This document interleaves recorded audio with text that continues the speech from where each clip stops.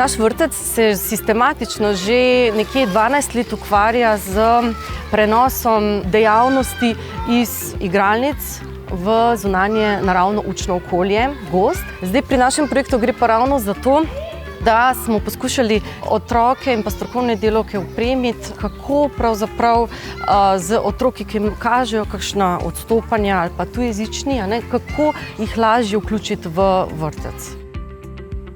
Dejansko smo razblinili določene predsodke tudi pri naših strokovnih delavkah, da jezik ni ovira. Ta nagrada nam pomeni izjemno veliko, bom rekla, potrditev, prepričanje, da smo na pravi poti, da smo bili tudi opaženi in nagrajeni. Pri našem projektu gre predvsem za to, da primerjamo izobraževalne sisteme za otroke s posebnimi potrebami. Želeli smo videti, kateri sistemi so pri določenih partnerjih, kaj je dobrega, kaj je slabega, kaj bi lahko drug od drugega se naučili oziroma prenesli v svoje kurikulume. Najbolj ponosni smo pri izvedbi projekta predvsem na odlično partnersko ekipo, ki je res dala maksimum temu projektu in seveda na rezultate, ki smo jih na koncu dobili, ki bodo zelo uporabni pri našem delu v bodoče. Ta nagrada nam predvsem pomeni najprej potrditev, da smo izbrali pravo temo, potem priznanje, da smo delo opravili odlično in seveda motivacijo za naprej, da nadaljujemo z mednarodnim sodelovanjem. Mi smo tukaj povezali matematiko z zgodovino, biologijo, z moderno tehnologijo in starimi ročnimi spretnostmi ter empatijo do sočloveka. In zaključek tega je soba pobega za slepe in slabovidne, ki so jo naši dijaki naredili na Gimnaziji Slovenske Konjice.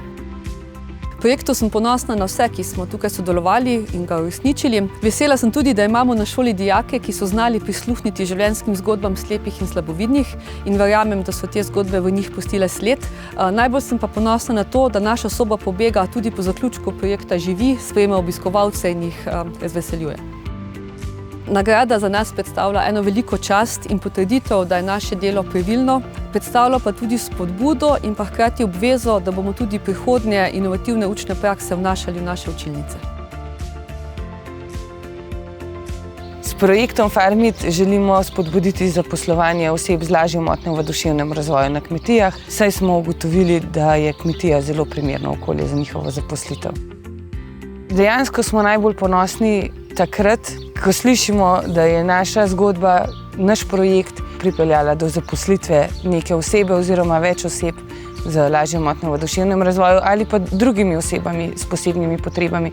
Se mi zdi, da smo na ta način ugotovimo, da smo razbili tabuje glede zaposlovanja, da smo dejansko ljudem odprli glave in jim pokazali, da v bistvu tudi to je pot. Ta nagrada nam vsekakor predstavlja veliko čast. Predstavlja nam priznanje za preteklo delo in pa tudi spodbudo za naprej.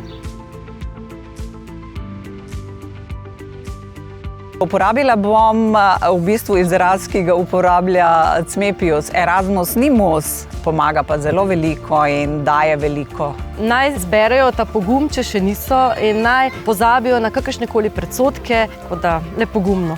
Da se ne bojte zaposlovati osebe s posebnimi potrebami, kajti znotraj sebe nosijo velike potenciale. Program Erasmus Plus je ena taka odlična priložnost za uresničitev vseh tistih drznih idej, ki včasih ne najdejo prostora v nekoliko togem šolskem okvirju. Zato upajte si, bodite pogumni in boste lahko dosegli vse, kar hočete.